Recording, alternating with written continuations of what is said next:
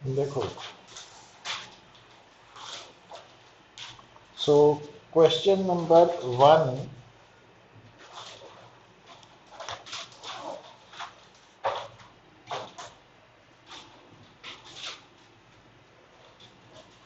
peak value of alternating current is 5 ampere and its frequency is 60 hertz. Find its RMS value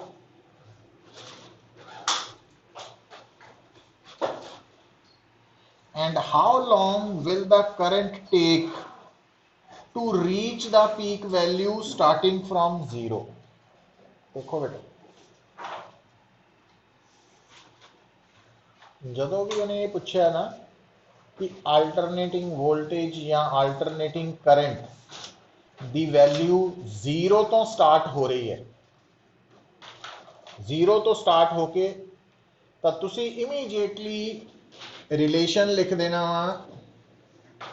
ਜੇ current ਹੈ ਤਾਂ I is equal to I naught sine omega t, ਤੇ ਜੇ voltage ਹੈ ਤਾਂ E is equal to E naught sine, ਕਿਉਂਕਿ sine starting from 0 ਹੁੰਦਾ ਹਮੇਸ਼ਾ, कॉज स्टार्टिंग फ्रॉम मैक्सिमम होगा। ठीक है, तो ਆਪਾਂ ਨਾ ਉਹ ਟਾਈਮ ਨਿਕਾਲਣਾ ਵਾ ਜਦੋਂ ਕਰੰਟ 0 ਤੋਂ ਪੀਕ ਤੱਕ ਚਲਾ ਗਿਆ। ਮਤਲਬ ਆਪਾਂ ਉਹ ਟਾਈਮ ਨਿਕਾਲਣਾ ਵਾ ਜਦੋਂ ਇਸ ਕਰੰਟ ਦੀ ਵੈਲਿਊ ਪੀਕ ਦੇ ਬਰਾਬਰ ਹੈ। ਮਤਲਬ ਇੱਥੇ ਇਸ ਫਾਰਮੂਲਾ 'ਚ ਅਸੀਂ ਸਾਈਨ ਯੂਜ਼ ਕਰਨਾ ਕਿ cos, ਉਹ ਤਾਂ ਹੋ ਗਿਆ ਵੀ स्टार्टिंग फ्रॉम कितों है, 0 तो है कि होर पीक तो है, तो वो स्टार्टिंग फ्रॉम 0 है, इस करके साइन वाला फॉर्म आ गई। और उस तो बाद लास्ट से कितने जाना, पीक ते जाना, मतलब फाइनल करंट आई नॉट लेना पीक वाला और उस वक्त का टाइम निकालना। तो ਉਹਦੇ ਲਈ ਅਸੀਂ ਜਦੋਂ ਇੱਥੇ ਪੁੱਟ ਕਰਾਂਗੇ तो I naught is equal to I naught sine omega t, तो साइन ओमेगा टी हो गया 1, तो वो तो साइन 90 होंगे π/2 है ना, तो ओमेगा टी आ गया π/2, तो टाइम आ गया π/2 ओमेगा। तो ओमेगा की वैल्यू फ्रीक्वेंसी नाल होंगी है 2 पाई, पाई कटिया गया, तो फ्रीक्वेंसी 60 दी है, तो 1/240 सेकेंड आंसर आ गया, है ना।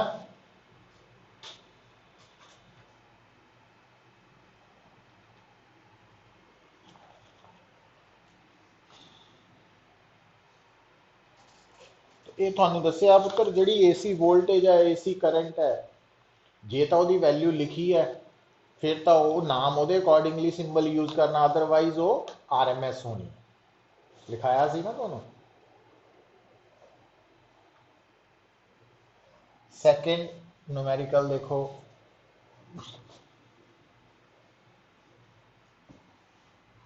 सेकेंड न्यूमेरिकल दे विच LCR सीरीज सर्किट है, तो L की वैल्यू 100 मिली हैनरी, कैपेसिटेंस की वैल्यू 100 माइक्रोफैरड और रेजिस्टेंस की वैल्यू 120 ओम दी हुई है। और जिस AC सोर्स नाल कनैक्टेड है वो वोल्टेज दी है E is equal to 30 volt peak value हो गई, तो साइन 100 पर सेकेंड इंटू टी, आ ओमेगा हो गया बेटा, आ E नॉट हो गया। तो एक तो इंपीडेंस कढ़नी है, Z is equal to √R² plus, पर ये लिए पहला XL कढ़ लीओ तो XC कढ़ लीओ, तो ओमेगा इथों निकलना, इथों हाँ ओमेगा 100। अच्छा, उस तो बाद पीक करंट निकालना वा, तो पीक वोल्टेज नो Z नाल डिवाइड करूंगे वो पीक करंट आ जाएगा। फिर आप रेजोनेंट फ्रीक्वेंसी कढ़नी है, रेजोनेंट फ्रीक्वेंसी सानू पता ही है 1/2 पाई √LC। तो जो फार्मूलाज याद है तो सीधा ही काम हो जाना है।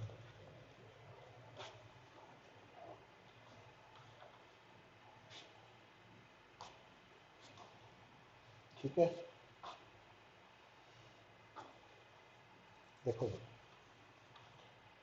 ਹੁਣ ਤੁਹਾਨੂੰ याद होएगा ਜਦੋਂ ਆਪਾਂ ना थ्योरी पढ़ रहे ਸੀ ਉਹਦੇ ਚ ਤੁਹਾਨੂੰ ਦੱਸਿਆ ਸੀਗਾ कि अगर ਤੁਹਾਡਾ वोल्टेज या करंट ਆਲਟਰਨੇਟਿੰਗ करंट या ਆਲਟਰਨੇਟਿੰਗ वोल्टेज साइन कॉस ਦੀ ਫਾਰਮ ਚ ਦਿੱਤਾ ਵਾ ਫਿਰ ਜਿਹੜਾ ਕਿ ਆਮ ਤੌਰ ਤੇ ਹੁੰਦਾ ਵਾ ਕਿਉਂਕਿ ਸਾਡੇ ਸਿਲੇਬਸ 'ਚ ਜਿਹੜਾ AC ਹੈ ਉਹ ਸਾਈਨੋਸੋਇਡਲੀ ਵੇਰਿੰਗ ਹੈ ਤਾਂ ਉਹਦੇ ਵਿੱਚ ਤਾਂ RMS ਵੈਲਿਊ ਕਿੱਦਾਂ ਕੱਢਣੀ ਹੈ ਪੀਕ ਓਵਰ √2 ਪਰ ਥਰਡ ਕੁਐਸਚਨ ਦੇਖੋ ਇਹਦੇ ਵਿੱਚ ਜਿਹੜਾ ਕਰੰਟ ਹੈ ਨਾ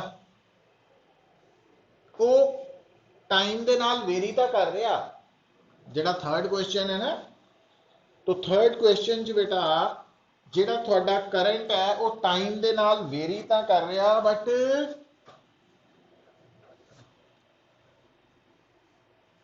ਉਹਦੀ ਵੈਲਿਊ cos sin t ਤੇ ਨਹੀਂ ਹੈ ਇਕੱਲੇ t ਤੇ ਡਿਪੈਂਡ ਕਰਦੀ ਇਹਦਾ ਮਤਲਬ ਇੱਥੇ RMS ਵੈਲਿਊ ਨਾ ਲਿਖਦੇ ਹੋ ਵੀ I0/√2 ਇਹ ਪ੍ਰੋਪਰ ਫਾਰਮੂਲੇ ਤੋਂ ਕੱਢਣੀ ਪੈਣੀ ਕਿ ਜਦੋਂ ਵੀ ਤੁਸੀਂ RMS ਵੈਲਿਊ ਕੱਢਣੀ ਹੈ ਕਿਸੇ ਵੀ ਕਰੰਟ ਦੀ ਤਾਂ ਤੁਸੀਂ ਉਸ ਕਰੰਟ ਦੀ ਇੰਸਟੈਂਟੇਨੀਅਸ ਵੈਲਿਊ ਦਾ ਸਕੁਅਰ ਲੈ ਕੇ ਇਨਟੂ dt ਔਰ ਜਿਸ ਟਾਈਮ ਦੀ ਕੱਢਣੀ ਹੈ ਉਹਦੇ ਨਾਲ ਇੰਟੀਗ੍ਰੇਟ ਕਰਕੇ ਔਰ ਉਸੇ ਟਾਈਮ ਨਾਲ ਡਿਵਾਈਡ ਕਰਕੇ रूट ले लेना लिखाया सी ना फार्मूला तो ਇਹਦਾ मतलब हुण ਜਦੋਂ ਆਪਾਂ I ਦੀ ਵੈਲਿਊ ਇੱਥੇ ਪੁੱਟ ਕਰਾਂਗੇ ਸਕੁਅਰ ਦੀ तो I0 ਸਕੁਅਰ ਤੇ ਟਾउ ਸਕੁਅਰ ਕਾਂਸਟੈਂਟਸ ਤਾਂ ਬਾਹਰ ਆ ਜਾਣਗੇ तो मैं ਆ ਫਾਰਮੂਲਾ ਨੂੰ ਇਦਾਂ ਯੂਜ਼ ਕਰਦੇ ਵਕਤ ਟਾਈਮ ਬਚਾਉਣ ਦੇ ਲਈ I0 ਸਕੁਅਰ ਟਾउ ਸਕੁਅਰ ਬਾਹਰ ਕੱਢ ਲਿਆ और t ਸਕੁਅਰ dt अंदर रह गया है ना तो IRMS की बनेगा पुत्र I0 स्क्वायर टाउ क्यूब बन गया वाला और इहदी वैल्यू जिहड़ी है वो t³/3 हो गई तो आ टाउ क्यूब बन जाना टाउ क्यूब कटे गए तो थोड़े अंदर की रह गया है ब्रैकेट I0 स्क्वायर/3 का स्क्वायर रूट मतलब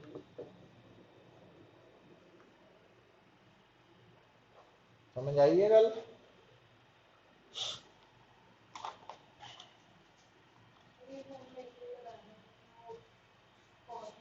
हाँ मतलब ये किते एक्सैप्शनस आ सकती है ना साडे सामने वो ध्यान रखना हाँ जिथे रूटीन च AC करंट दिता वा उत्थे तां पीक ओवर √2 ही चलना वा पर जिथे वेरिंग करंट है पर वो साइन कॉस ते नहीं डिपेंड करता टाइम दे नाल बट अदरवाइज होर फार्मूला फिर प्रॉपर फॉर्म चो RMS कढ़नी पैनी है ये बड़ा important point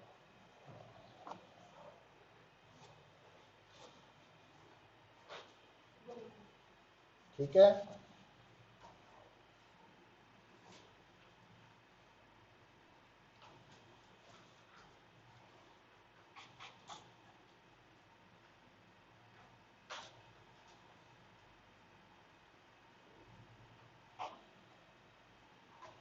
fourth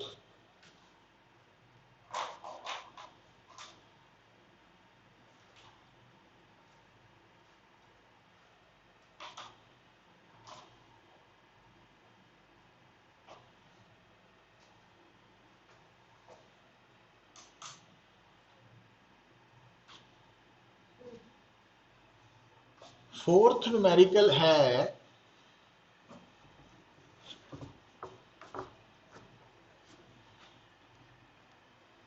resistance of 20 ohm is connected to a source of alternating current rated 110 volt ਜਿਹੜੀ ਹੈ ਨਾ ਪੁੱਤ ਇਹ RMS वोल्टेज है ਤੇ 50 हर्ट्ज उसकी फ्रीक्वेंसी है वो कह रहा कि time taken by the current to change from its maximum value to RMS value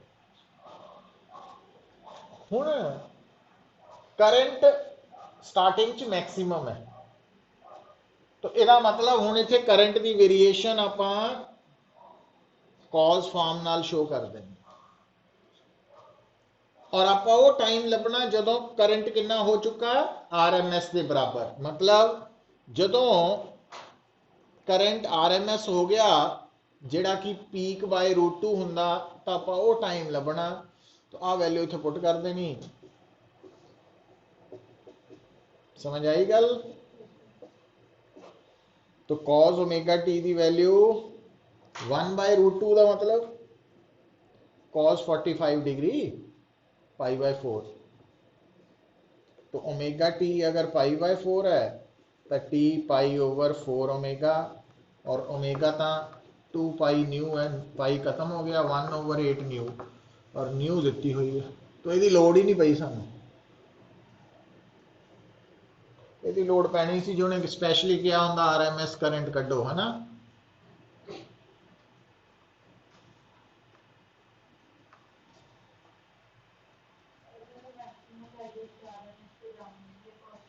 है हाँ, ये थोड़ा ध्यान रखियो। अच्छा, मिनिमम तो स्टार्ट होया था साइन, मैक्सिमम तो होया था cos.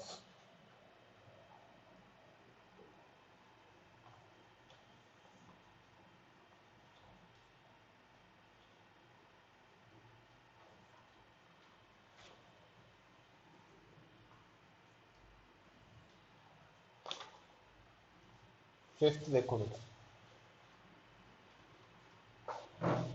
Fifth value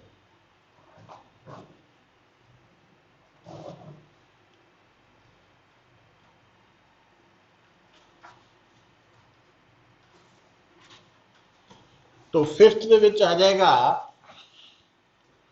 LCR series circuit. तो LCR सीरीज सर्किट होने करके L की वैल्यू, C की वैल्यू, R की वैल्यू थानू दिती हुई है 20 मिली हेनरी, 100 माइक्रोफैरेड एंड 50 ओम। और ये जिस AC सोर्स नाल कनेक्टेड है वो 12 वोल्ट है। 12 वोल्ट इत्थे की है पुत्र, ERMS है, ते फ्रीक्वेंसी 50 हर्ट्ज है। तो आप energy dissipated in time 1000 second करनी है।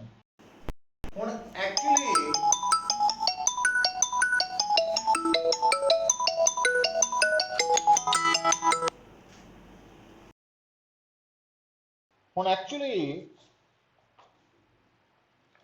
जो देखो हुण एनर्जी डिसिपेटेड तो याद आना चाहिए भी, थ्योरी च तो आप पावर डिसिपेटेड नहीं किया सी, एवरेज पावर डिसिपेटेड। पावर की होंगी है वैसे दो, हाँ नहीं, जी एवरेज पावर होंगी ना वर्क ओवर टाइम होंगी, वर्क ओवर टाइम भी एनर्जी ओवर टाइम भी, मतलब एनर्जी डिसिपेटेड ओवर टाइम। तो इट मींस एनर्जी डिसिपेटेड कितनी होगी फिर,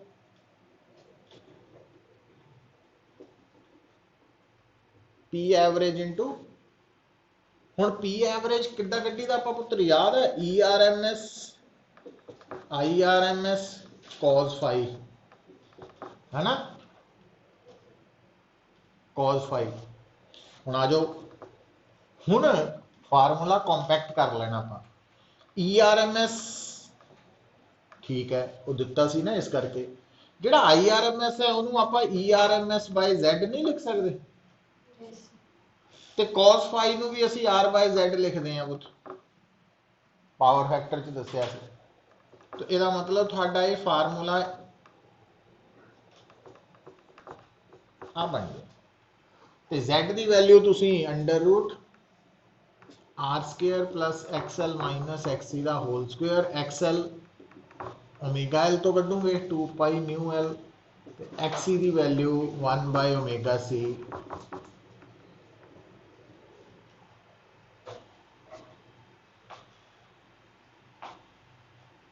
और इन्हां कैलकुलेशन च ना एक ख्याल रखी दा पुत, देखो एग्जैक्ट वाल नहीं चाहिए होंदा। सुनो पता की करना,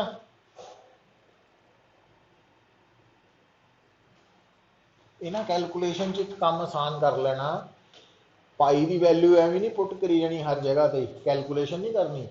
जो थोड़ा एक फार्मूला तैयार हो गया ना, जिथे पाई स्क्वेयर आ गया वो अप्रोक्सीमेटली 10 ले लेनी बस, समझ गए, अप्रोक्सीमेशन ना कर लोगे आसान रहोगे।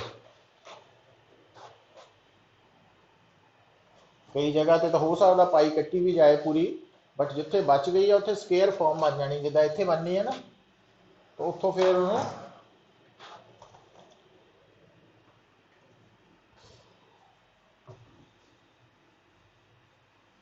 क्योंकि इन्हों के ना फार्मूलाज लिमिटेड है, बट आ पाई जोड़ा ना वो कैलकुलेशन वड्डी कर देंदी है, वो थोड़ा तुहानू वर्क करना पड़ेगा।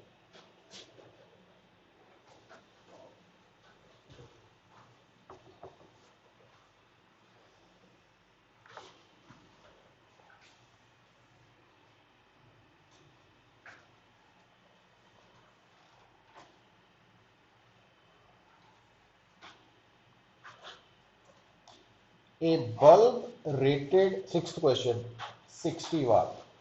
अच्छा एक होर गल सुन लो, जड़ा इलैक्ट्रिक बल्ब है ना वो बेसिकली रेजिस्टेंस है, याद रखना। जेड़ा बल्ब है ना वो प्योर रेजिस्टर है, ठीक है। हम इथे 6 क्वेश्चन च एक बल्ब है जिहदी रेटेड पावर है 60 वाट। हुण पुत्र थानू याद होएगा जिहड़ी रेटेड पावर हुंदी है उन्होंने आपां लिखदे नहीं आए V²/R सैकेंड यूनिट, उत्थे दा वोल्टेज किहड़ी सीगी, DC। तो DC च तां पीक एवरेज सारा कुछ बराबर ही सी, बट अदरवाइज याद रखो जिहड़ी पावर है ना, रेटेड पावर है वो किहड़ी वोल्टेज है, V²/R, पर V किहड़ा लेना, RMS वोल्टेज वो हुंदी है। हीट पावर, हीट और पावर के फार्मूला च जिहड़ा करंट है वो भी RMS है, जिहड़ी वोल्टेज है वो भी RMS यूज होंगी। हुण पावर कितनी दिती है रेटेड, 60 वाट, ते रेटेड वोल्टेज दिती हुई है 220 वोल्ट,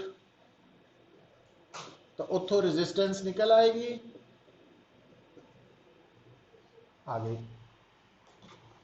हुण ये जिहड़ा बल्ब है ये एक्चुअली किन्ने सोर्स नाल जुड़िया, वो भी 220 वोल्ट ही है, जिहड़ी सप्लाई वोल्टेज है। तो आ जिहड़ा बल्ब है ना, तो ये भी जिस सोर्स नाल जुड़िया वो भी सप्लाई वोल्टेज जिहड़ी है RMS ही है, 220 वोल्ट ही दिती है, बराबर ही। तो आपां की कढना वा, calculate the maximum instantaneous current. Maximum instantaneous का मतलब पीक करंट कढना। हुण आपां नूं तो जदों इनू R नाल डिवाइड करांगे तो IRMS निकलेगा, पर उन्हें पीक गया, तो पीक करने लिए की करना, √2 ना मल्टीप्लाई कर देना RMS में, पता ना क्यों, हाँ तो ये याद रखना। अच्छा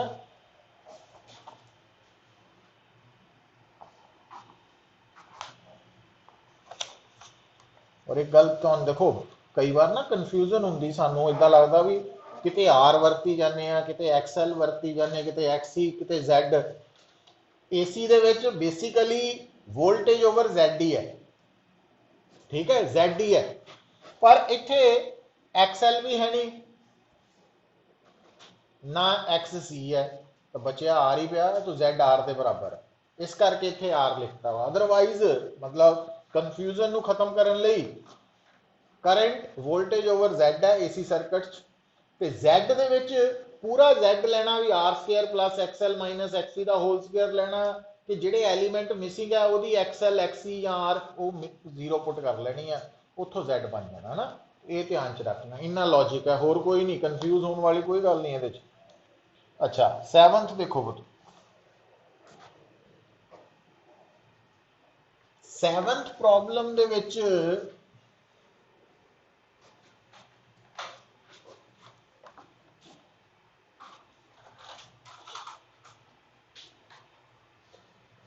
फिर बल्ब आ गया, तो इलेक्ट्रिक बल्ब रजिस्टर आ गया ना, रेजिस्टेंस हो गई। हाँ, और यदि रेटेड पावर दी हुई है, रेटेड वोल्टेज, तो 55 110 तो 220 ओम आ गया ना रेजिस्टेंस, बल्ब की रेजिस्टेंस आ गई।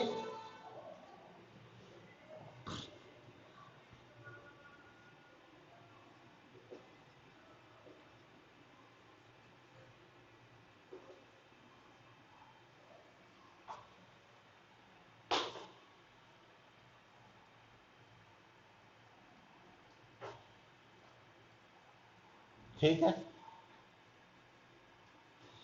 हुण तुहानू याद है जिहड़ी रेटेड पावर हुंदी है ना, रेटेड पावर रेटेड वोल्टेज लिखी गई पावर, उतों रेजिस्टेंस भी आ जाती है और उतों मैक्सीमम सेफ करंट भी आ जाता। तो इसका मतलब आई आर एम एस कितना हो गया, क्योंकि power E R M S ते आई आर एम एस बन जानी रजिस्टर के केस च। अदरवाइज एसी पी होंगी है I R M S E R M S into cos phi, resistor च फाइव जीरो होंगे कॉस जीरो वन। तो ये गल्लां याद रखनिया ना, इस करके इतना कर रहे हैं। तो इतों आई आर एम एस तुहाडा निकल आएगा 55 बाय, मतलब बल्ब च maximum safe current half ampere है, जे बल्ब च इस तो ज्यादा करंट पास कर गया तो इन्हें फ्यूज हो जाना। अच्छा, और ਆਪਾਂ ਕੀ ਕੀਤਾ, ਉਹ ਕਹਿੰਦਾ ਵੀ ਇਸ ਬਲਬ ਦੇ ਅਕ੍ਰੋਸ ਜਿਹੜੀ ਏਸੀ ਵੋਲਟੇਜ ਲਗਾਈ ਆ 220 ਵੋਲਟ ਦੀ ਲਗਾ ਦਿੱਤੀ।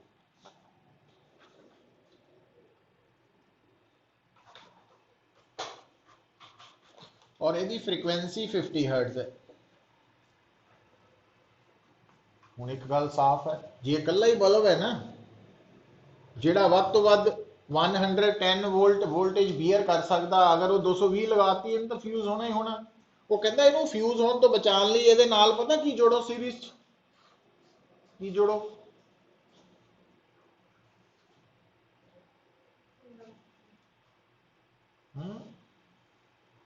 इंडक्टर जोड़ो, चोक कॉइल।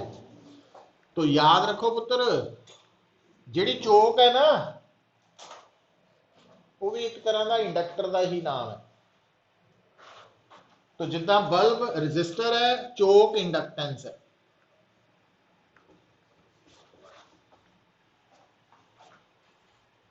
तो आ हो गई चोक।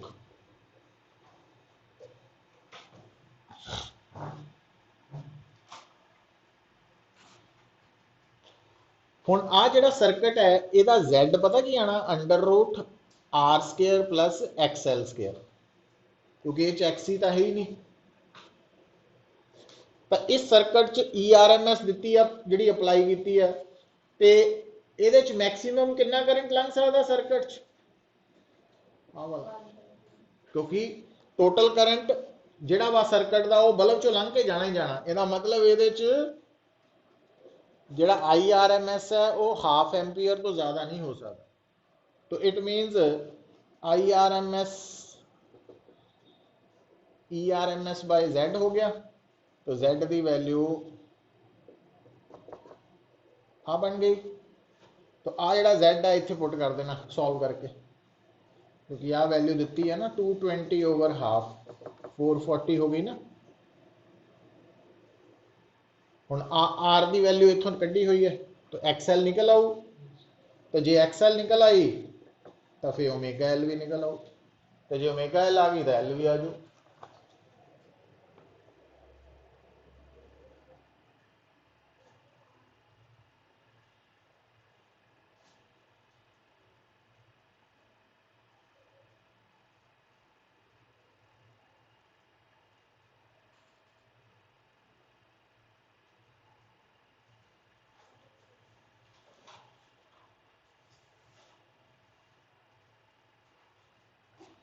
एट्थ प्रॉब्लम देखो,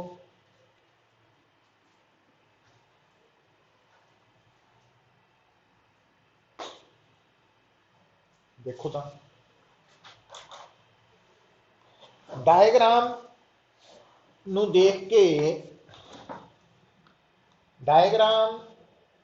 ਦੇਖ ਕੇ स्टेटमेंट पढ़ो।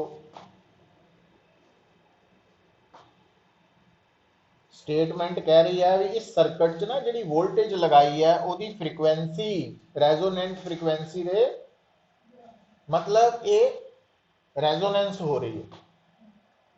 हुण रेजोनेंस हो रही है ये दिमाग च रख के दोबारा सर्किट नूं देखो। इस सर्किट च कुल किन्ने वोल्ट मीटर्स है?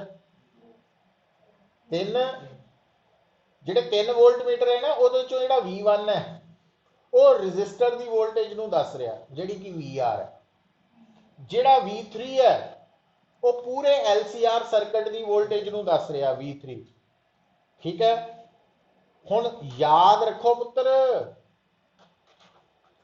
क्योंकि ये रेजोनेंस हो रही है तो रेजोनेंस वेले पूरी वोल्टेज अप्लाइड वोल्टेज V3 ते रजिस्टर की वोल्टेज VR बराबर होंगे इक्वल होंगे।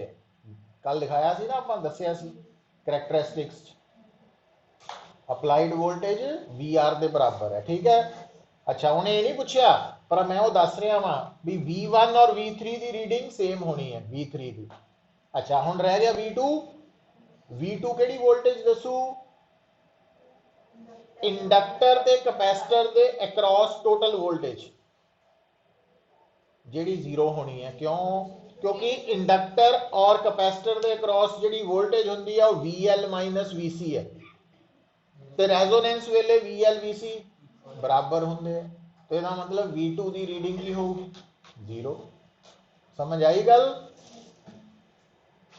लग गया पता? तो इदा आराम ना मतलब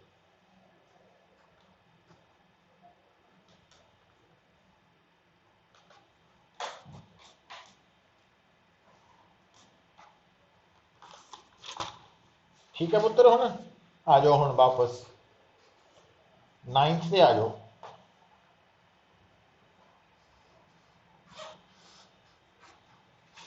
नाइन्थ केड़ा सर्किट है? ध्यान नाल देखो जरा, गौर नाल देखो।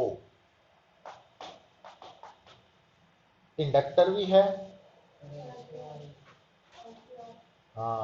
ਇਹਦੇ ਚ ਨਾ ਉਹਨੇ ਕੀ ਕੀਤਾ ਚਲਾਕੀ ਵੀ ਜਿਹੜੇ R है ना 2 ਵਾਰੀ ਦੇਤੀ कोई गल नहीं ਉਹਨੂੰ एक बना लो सीरीज च ही है वो कितना हो गया 60 ओम इक्विवेलेंट रेजिस्टेंस ले लेनी। समझ गए? अच्छा हुण पावर फैक्टर कढ़ना पावर फैक्टर की होंदा वा R/Z cos फाई या R/Z। हुण R की वैल्यू इत्थे 60 ओम है तो Z कितना कटूंगे impedance √R² plus XL minus XC का होल स्क्वायर हो तो कर लो तो रेशो ले लियो बस हो जू है ना। और ये सानू XC और XL सीधे डायरैक्टली दिते है मतलब ओमेगा L या 1/ओमेगा C तो नहीं कटने हैं ये XL XC डायरैक्ट ही देते हैं ओम की फॉर्म च। ठीक है, कई बार कैपेसिटेंस दे दिंदा ना तो ये ध्यान रख लो बस हो जू हिंट नोट कर लो। अच्छा फिर बेटा 10th न्यूमेरिकल देखो।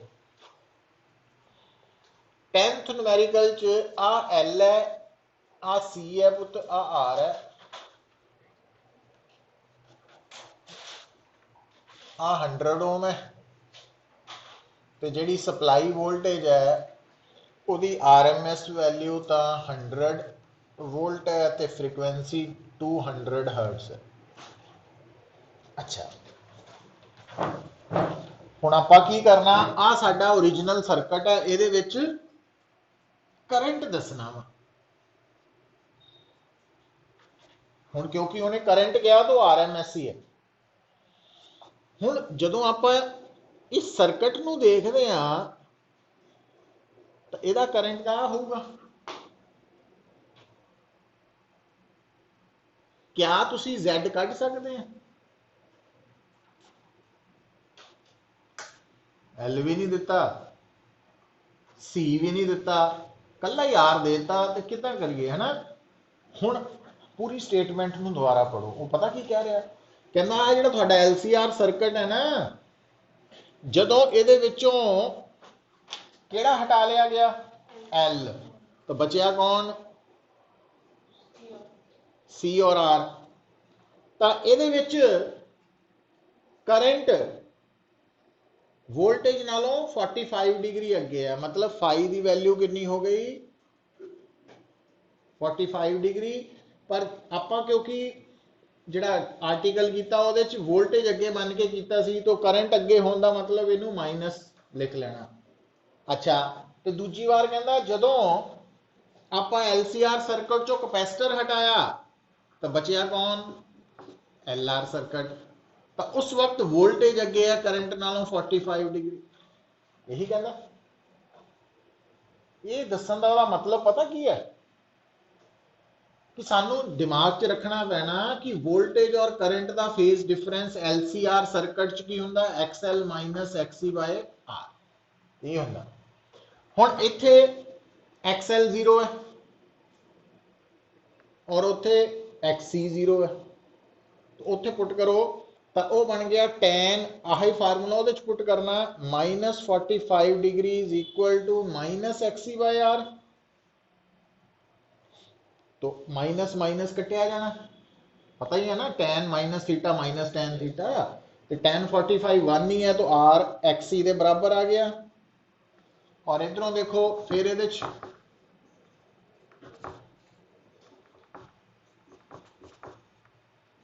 XL R के बराबर आ गया।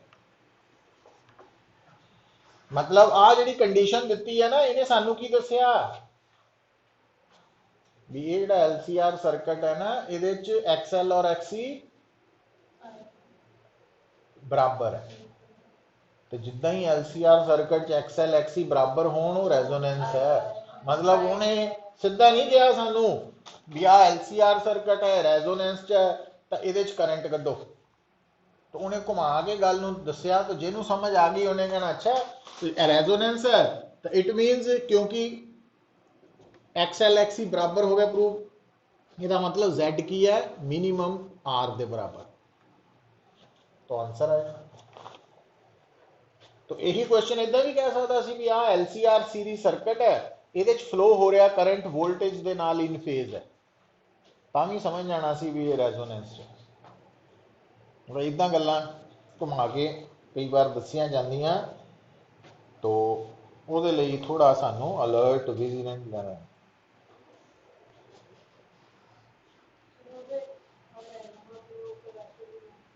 है। आहा अच्छा अच्छा, हाँ हाँ रजिस्टर है वो, ठीक है।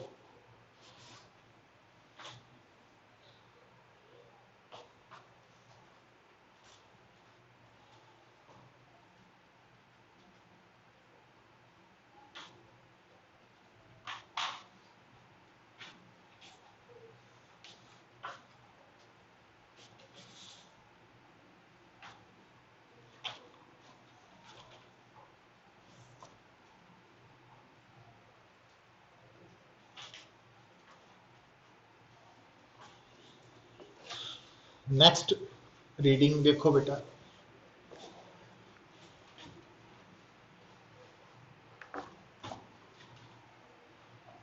जिहड़ा 11th क्वेश्चन है ना, पुत ध्यान दियो।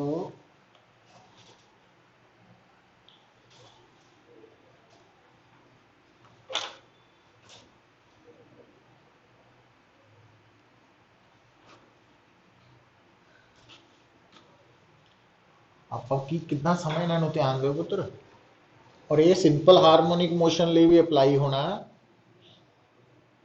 तो आप इनू इदा देखना कि साडी जिहड़ी गिवन वोल्टेज है ये दो AC वोल्टेजेस का सम है। आ भी AC वोल्टेज है, आ भी AC वोल्टेज, तो यदा मतलब जी साडी टोटल AC वोल्टेज है वो दो AC वोल्टेजेस का सम है। ठीक होगी गल। हुण E1 पता की है, आप इदा कह सकते हैं भी साडी जी टोटल वोल्टेज है ना AC, तो ਉਹਦਾ ਜਿਹੜਾ फस्ट कंपोनेंट है ਉਹਦੀ पीक वैल्यू है E1 और आ दूसरे ਦੀ पीक वैल्यू है। ਹੁਣ ਜਦੋਂ ਆਪਾਂ ਨਾ ਏਸੀ ਦੇ ਵਿੱਚ ਪੀਕ ਵੋਲਟੇਜ ਦੀ ਗੱਲ ਕਰਦੇ ਆ ਤਾਂ ਟੋਟਲ ਪੀਕ ਵੋਲਟੇਜ ਵੈਕਟਰ ਸਮ ਤੋਂ ਆਉਂਦੀ ਹੈ, ਕਿਉਂਕਿ ਆਪਾਂ ਨਾ ਜਿਹੜਾ ਏਸੀ ਵੋਲਟੇਜ ਹੈ ਜਾਂ ਏਸੀ ਕਰੰਟ ਹੈ ਉਹਨੂੰ ਐਜ਼ ਅ ਫੇਜ਼ਰ ਟ੍ਰੀਟ ਕਰਦੇ ਆ, ਤਾਂ ਉਹਨਾਂ ਦੀ ਪੀਕ ਵੈਲਿਊ ਦਾ ਸਮ ਸਿੰਪਲ ਨਹੀਂ ਹੁੰਦਾ। तो आ जी पहली कंपोनेंट वोल्टेज है सी, यदी अपनी पीक वोल्टेज E1 है और यदी पीक वोल्टेज E2 है, पर जे टोटल पीक वोल्टेज कढ़नी होए तो total peak voltage vector sum तो आएगी a square plus b square plus 2ab cos theta under root. हुण थीटा पता की लेना, थीटा लेना दोनों के विचला फेज डिफरेंस, वो कॉज और साइन दे विच 90 डिग्री हुंदा, इस करके ये बन जाना a square plus b square plus 2ab cos। हुण आ फेज डिफरेंस करंट नाल नहीं है, ये फेज डिफरेंस जिहड़ियां दो एसी वोल्टेजेस मिल रही उन्हां दे विच आपस दे विच फेज डिफरेंस। वो कित्थों पता लगा, साइन और कॉस, साइन कॉस थीटा है ना, तो वह 90 डिग्री होंगे, ये समझ होनी चाहिए। तो ए तो आ टर्म तो जीरो हो गई, यदा मतलब आ जी गिवन वोल्टेज है यदि जी टोटल या पीक वोल्टेज है वो कितनी है, अंडर रूट आया। जी कली E1 है वो फस्ट कंपोनेंट की पीक है, जी E2 है वो सैकेंड कंपोनेंट की पीक है, तो कंपोनेंट्स च फेज डिफरेंस 90 डिग्री होने करके टोटल पीक वोल्टेज जी है वो वैक्टर सम वाले फार्मूला तो आ गई। तो आपां दा टोटल पीक नहीं कढ़नी, टोटल RMS कढ़नी है। की करांगे, टोटल पीक नूं √2 नाल डिवाइड कर दो, तो आंसर आएगा, है ना। समझ आई है गल। और यही गल देखो जो मान लो आप +1 पढ़ते हैं, वो कहता भी आ फस्ट सिंपल हारमोनिक मोशन है, आ सैकेंड सिंपल हारमोनिक मोशन है, ये पहले सिंपल हारमोनिक मोशन का एंपलीट्यूड है, ये सैकेंड सिंपल हारमोनिक मोशन का एंपलीट्यूड है, तो टोटल रिजल्टेंट एंपलीट्यूड कढ़ो, आ रिजल्टेंट एंपलीट्यूड आ गया। तो फेज डिफरेंस क्लियर। 12th नहीं,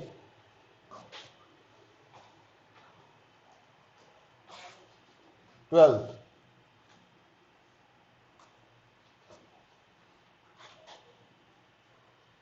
हम 12th की पहली लाइन च पुत्तों ने लिखता कि LCR सर्किट च रेजोनेंस हो रही है। देखो लिखा कि नहीं उन्हें, तो 12th दे विच L की वैल्यू दिती नहीं, R 1 किलो ओम है, C 2 माइक्रोफैरड है, रेजोनेंट फ्रीक्वेंसी कितनी दिती है। हुण इत्थे थोड़ा ध्यान रखियो,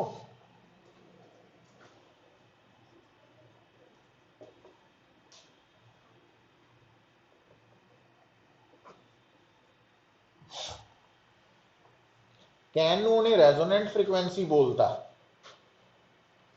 पर यूनिट रेडियन पर सेकंड वाला मतलब ओमेगा आर।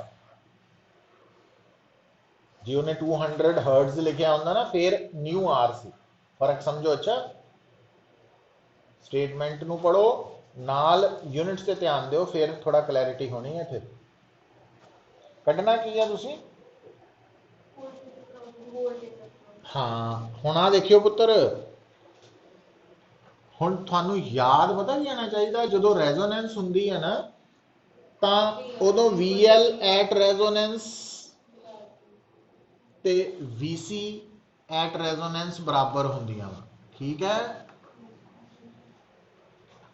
ते जिहड़ी VR एट रेजोनेंस है वो अपलाइड वोल्टेज के बराबर होंदी है। तो ये ठीक है,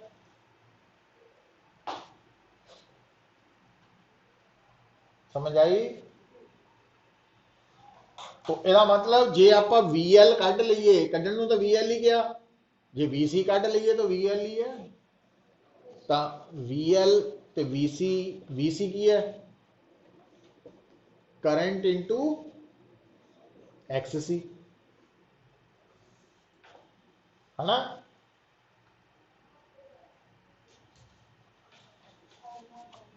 उन्होंने वोल्टेज किया ना L दे, तो वोल्टेज अक्रॉस L का मतलब है RMS वोल्टेज, जी RMS है तो फिर करंट भी RMS ही बन गया, क्योंकि उन्हें लिखा थोड़ी है वोल्टेज अक्रॉस इंडक्टर जी पीक वोल्टेज कटनी कि RMS, तो पूरा नाम नहीं दिता तो RMS ही है। तो गल्लां इत्थे मतलब एसी वाले न्यूमेरिकल्स लिमिटेड है, बट कन्फ्यूजन बड़ी क्रिएट करते हैं, उन्होंने क्लैरिटी लियानी पैनी। अच्छा हम गल मुक गई है, देखो वो कितना मुक गई, क्योंकि रेजोनेंस दे विच बेटा ZR के बराबर हो जाता, रेजोनेंस वेले जिहड़ा टोटल करंट है RMS वो ERMS ओवर R हो जाना Z की जगह पे, तो यदा मतलब IRMS की वैल्यू इतों आ जानी है 100/1000 0.1 एम्पीयर, तो XC की वैल्यू कितना कटोगे पुत 1 बाय, क्योंकि रेजोनेंस हो रही है ना, इस करके ओमेगा की जगह पे यूज होएगा, तो आ XC की वैल्यू इत्थे, आ RMS की वैल्यू इत्थे पुट करो, तो VC VL आ गए दोनों बराबर ही।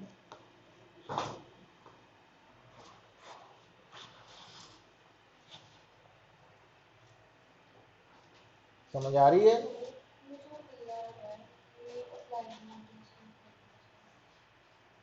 केड़ी कंडीशन है, देखता लिखाए सी कल करैक्टरिस्टिक्स, कितने लिखे सी,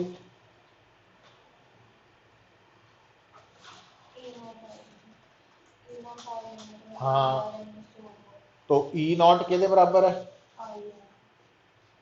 VR दे, है ना, पर एक्चुअली हम थोड़ा जा ध्यान दियो पुत्र, क्योंकि आप ना VR VL VC ते E0 हम थोड़ा ध्यान रखियो, VL VR VC ये सिंबल असी ना पीक वोल्टेज लिए वरते सीगे, तो इत्थे कन्फ्यूजन नू अवॉइड करन लई इत्थे आपां नाल RMS इतना लिख लो, वो क्यों, क्योंकि ये गल सुनो इधर देखियो, आप इदा नहीं सी रिलेशन रखे, याद रखो VR² VL माइनस VC का यही सी ना, क्योंकि आ पीक अप्लाइड पीक वोल्टेज है, तो ये भी peak across register peak across inductor वाली वोल्टेज है, तो जे आप इत्थे ERMS लिख लांगे ना पुत, तो फिर आ भी VR RMS square plus VL RMS minus VC RMS square हो जाएगी,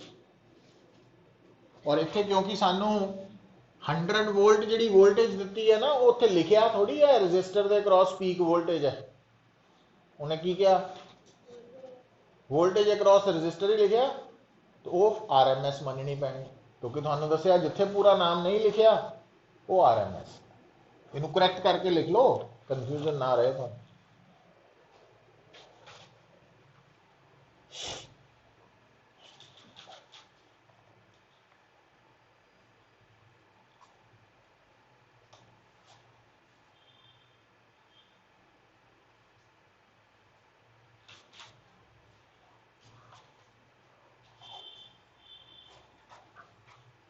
13th पे आ जाओ,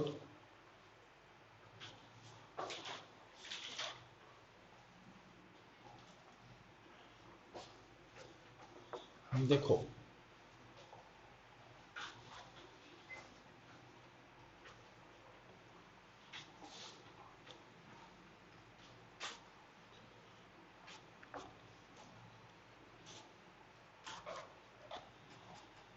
थर्टीनथ च उन्हें पता कि क्या कहता, जदों ना आप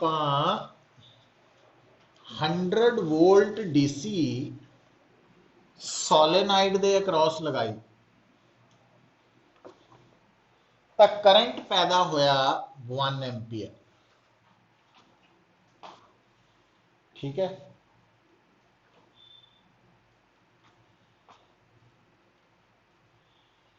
ਤੇ ਜਦੋਂ ਆਪਾਂ ਸੋਲੇਨਾइड ਦੇ ਅਕ੍ਰੋਸ 100 ਵੋਲਟ AC लगाई तो करंट आ गया 0.5 एम्पीयर और AC करंट की फ्रीक्वेंसी 50 हर्ट्ज है। तो आप सोलेनाइड की इंपीडेंस ते इंडक्टेंस कढ़नी है ना। देखो पुत्र,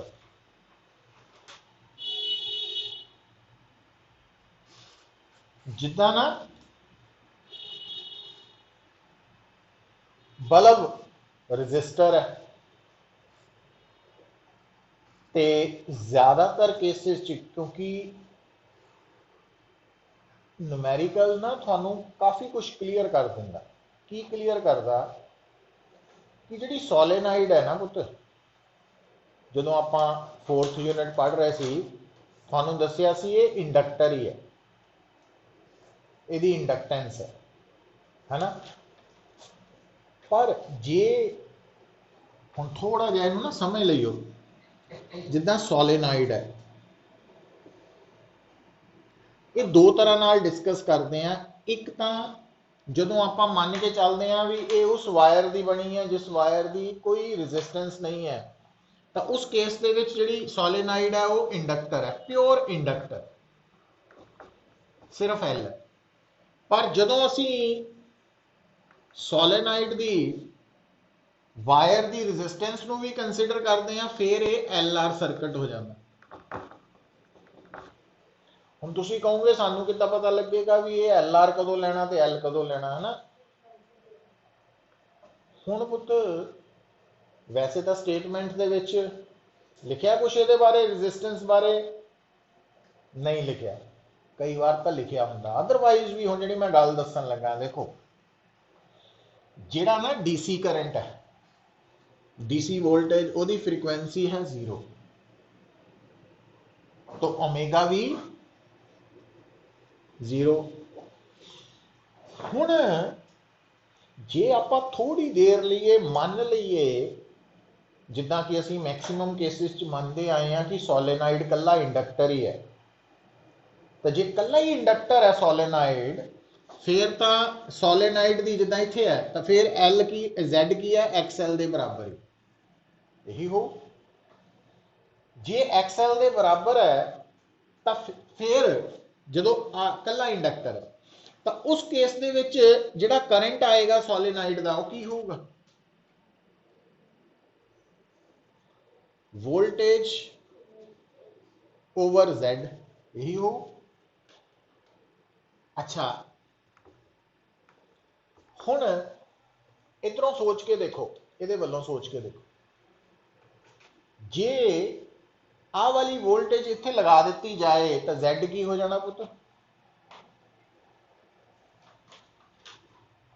Z की है XL, XL की हुंदा ओमेगा L, तो DC लई ओमेगा की है तो Z, तो करंट की होना चाहिए इनफाइनाइट। मतलब जे आइडियल सोलेनाइड है जेडी सिर्फ इंडक्टर ही है तो ਉਹਦੇ अक्रॉस DC वोल्टेज लगाने पे उस कितना करंट होना चाहिए इनफाइनाइट, जो कि नहीं है। ਇਹਦਾ मतलब फिर ਉੱਥੇ ਹੁਣ पता लग गया, एक बार न्यूमेरिकल कर गया फिर आइडिया लग जाता। सो ਇਹਦਾ मतलब ਆਪਾਂ ਇਹਨੂੰ ਕੀ ਮੰਨਣਾ, ਇੱਥੇ सोलेनाइड ਨੂੰ ਮੰਨਣਾ LR सर्किट, मतलब ਇਹਦੀ Z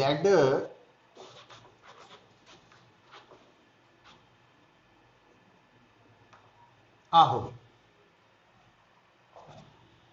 हुण आ जाओ इधर DC वाल, हुण DC होवे AC होवे, करंट हुंदा वा जिहड़ी वोल्टेज है ना पुत्र, क्योंकि DC च तो कोई लंबा चौड़ा फर्क ही नहीं पैंदा, तो इस वोल्टेज नूं भी RMS मान सकते हैं क्योंकि वो सारा कुछ ही सेम है। तो IRMS की हो गया Z, आ वैल्यू आप दोनों लिए लगा सकते हैं, AC लिए भी DC लिए। हुण क्योंकि DC वाले हिस्से च ओमेगा 0 है तो XL की हो जाना 0। ਇਹਦਾ मतलब इस हिस्से ਲਈ Z की आना R ਦੇ बराबर। तो it means current 1 ampere voltage 100 volt तो Z की जगह ते R, तो R इज इक्वल टू 100 ओम है।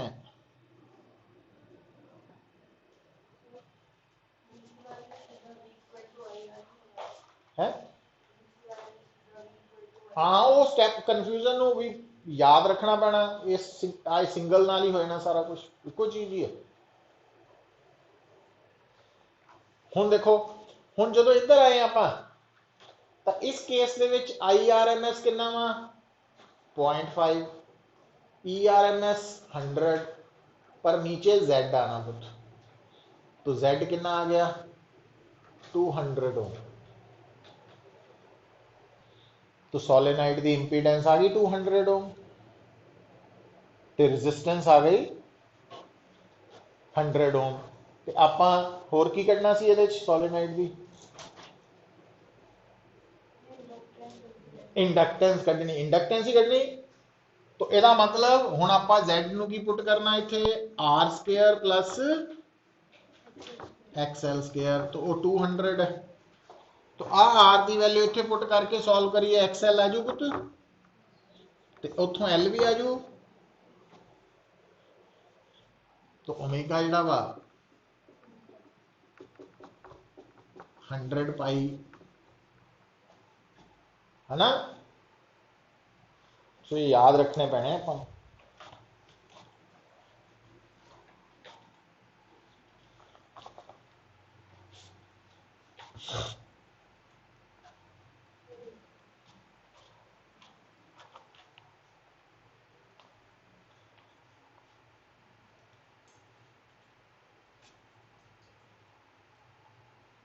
ठीक है भाई।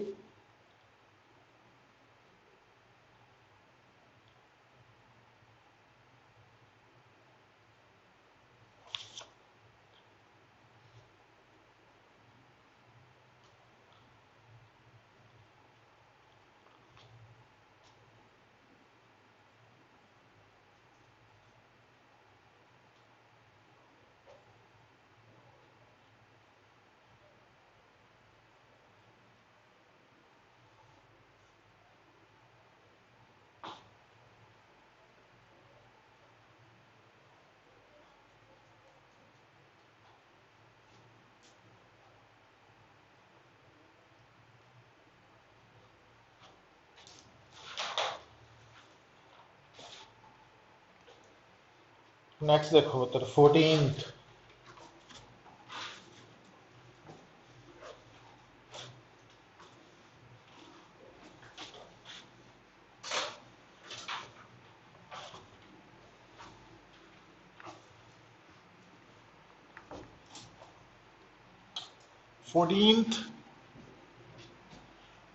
स्टेटमेंट पढ़ो। एक आयरन चोक है, चोक मतलब इंडक्टर, ते एक बल्ब है, बल्ब मतलब रेजिस्टेंस।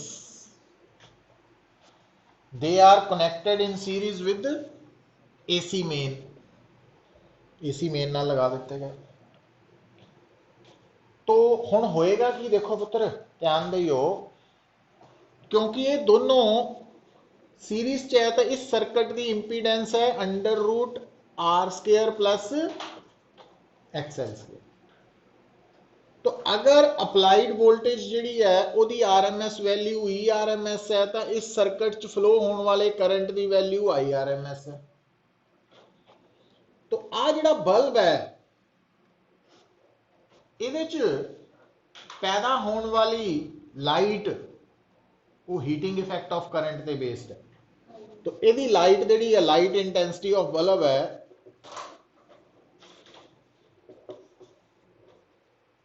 इलैक्ट्रिक बल्ब, वो H ते डिपेंडेंट है, H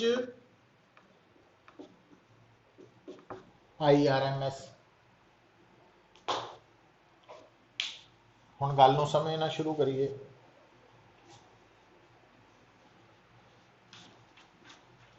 हाँ ही असीं प्रॉपरली इस क्वेश्चन का आंसर देवांगे। आ देखियो पुत्र मतलब इलैक्ट्रिक बल्ब की इंटेंसिटी ज़्यादा करंट फ्लो करेगा तो ज़्यादा होएगी, घट करेगा तो घट होएगी। समझ आई गल? अच्छा, हुण जिहड़ा करंट है ਉਹਦਾ कंट्रोल किहदे हत्थ च है? वोल्टेज के नाल नाल Z के हत्थ च है। ते Z जिहड़ा वा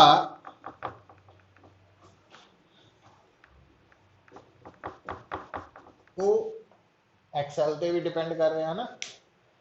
जिहड़ा XL है वो ओमेगा L ते डिपेंड करता, ते जिहड़ा L है सुनो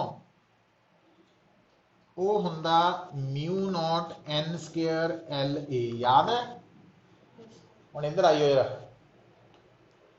उन्हें पता की क्या कहता, चोक कॉइल च की पाओ सॉफ्ट आयरन का मतलब फेरोमैग्नेटिक सबसटांस। फेरोमैग्नेटिक सबसटांस पान ते एल की हुंदा, घटदा कि वधदा? या इनक्रीज करदा। पता क्यों? फार्मूला है किहड़ा हुंदा, इत्थे नाल म्यू आर आ जांदा ना। तो ਇਹਦਾ मतलब वो कह क्या जो चोक दे विच असी सॉफ्ट आयरन रॉड इंसर्ट करनी है तो एल ने इंक्रीज होना। जे एल इंक्रीज होगा तो एक्सएल भी इंक्रीज होगा। जे एक्सएल इंक्रीज होगा तो I R M S decrease होएगा, तो जे I R M S decrease होएगा तो इंटेंसिटी भी ब्राइटनेस घटेगी। समझ आई गल कि नहीं आई? ऐदा सोचना है ना। तो अच्छा, हुण इदा भी हो सकता वा, इधर देखो ਇਹਦਾ एक क्वेश्चन आ वाला सी ना। हुण वो इत्थे इंडक्टर की जगह सॉफ्ट आयरन पान नाल एल की करेगा? तू दस ना। हाँ मैनू पूछिए ना। तो एल इंक्रीज करेगा तो एक्सएल भी, जे एक्सएल इंक्रीज कर गया तो आई आर एम एस घटेगा। जे आ घट गया, घट जाए बल्ब डिम हो जाएगा। समझ आई? तो जे बाहर कढ़ लीए फिर बाजू उल्टा हो जाना है ना। यही क्वेश्चन है भी पाई सी बाहर कढ़ ली, ए च सीगी बाहर कढ़ी हुई पास की विच। अच्छा हुण आही गल देखो इधर, हुण इत्थे जे इंडक्टर की जगह कैपेसिटर लाता जाए तो आ एक्सी हो जू, आ एक्सी हो जू, आ इदा हो गया। ठीक है, हुण उन्हें की करना, शरारती करनी होंगी है एग्जामिनर ने भी पिछले आंदे कि नहीं आंदे, पर आऊगा पिछले मतलब कीते हुए चीज बाहरों नहीं कितों आना, जोड़ना पैना। उन्हें कहना आ कैपेसिटर जिहड़ा सी ना ये पहला सीगा parallel plate capacitor with vacuum, हुण अगर डाईइलैक्ट्रिक पाता फिर की हो बल्ब की इंटेंसिटी। हुण जदों आपां इहदे च डाईइलैक्ट्रिक स्लैब पा दांगे तो जिन्हों पता भी उन्हां दा कैपेसिटेंस वध जाती है। तो जो सी वधू एक्सी घट जू, तो जे एक्सी घट जू वध जाएगा तो ब्राइटनेस वध जाएगी। समझ आई ना गल? तो इदा भी आ सकता। तो लास्ट देख लो, मतलब ये इंटरलिंक्ड गल्लां वा पुत्र, जी साइंस है ना एक्चुअली फिजिक्स जिन्होंने कह लीए आप खास करके, मतलब इको टाइम से थानू सारा कुछ मतलब मैक्सीमम पता होएगा तो आंसर प्रॉपर वे च होणगे, अगला पिछला याद रख पाओगे। क्योंकि हुंदा यह है भी असी अगला याद करते हैं मेहनत करके पिछला भुल जाते हैं, है ना। प्रॉब्लम बस वो गल नूं समझ जाओ और वह एको ही सोल्यूशन है, मगर पै जाओ, होर कुछ नहीं किते जान की लोड़। बस भी रिवाइज करो, बार बार पढ़ी जाओ, अपने आप स्ट्राइक कर दी गल।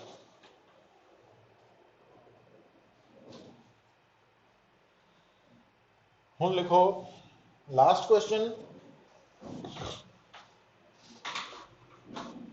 की गिवन है,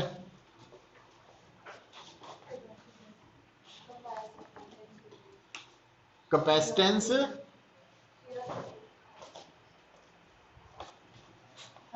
100 माइक्रोफैरेड है, रजिस्टर 40 ओम है, जी अप्लाइड वोल्टेज 110 है वो ERMS है पुत, जी फ्रीक्वेंसी है वो 60 हर्ट्ज है, तो ओमेगा हो गया 120 पाई रेडियन पर सेकेंड।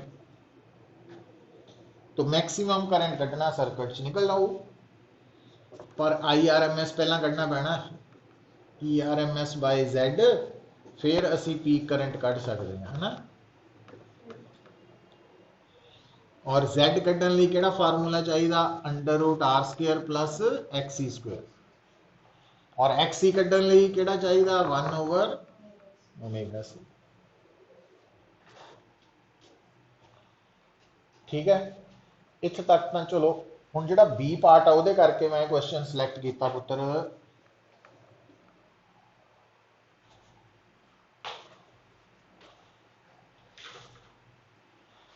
एक हुंदा फेज डिफरेंस एंगल, एक है टाइम डिफरेंस भी कह देने हैं, टाइम लैग भी कह देने हैं।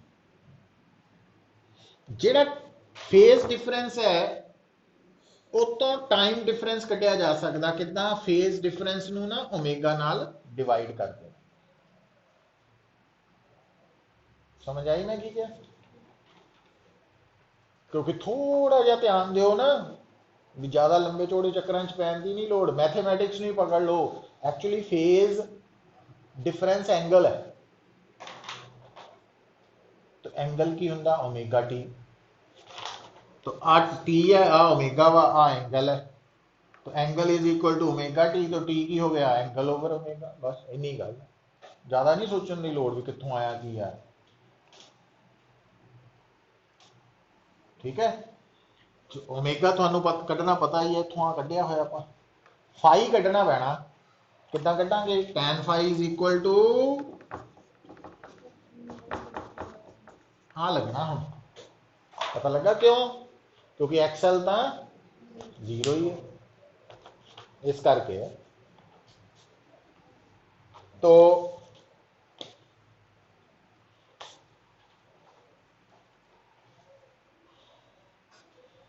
मतलब जो आप टाइम लै कढ़ना, नैगेटिव का मतलब इत्थे की होएगा कि वोल्टेज करंट तो, क्योंकि कैपेसिटर है ना, इत्थे करंट अगे है वोल्टेज नालों, तो इत्थे नैगेटिव का मतलब वोल्टेज करंट नालों पिछे है, लैग कर रही है, तो इन्नी गल है बस। सो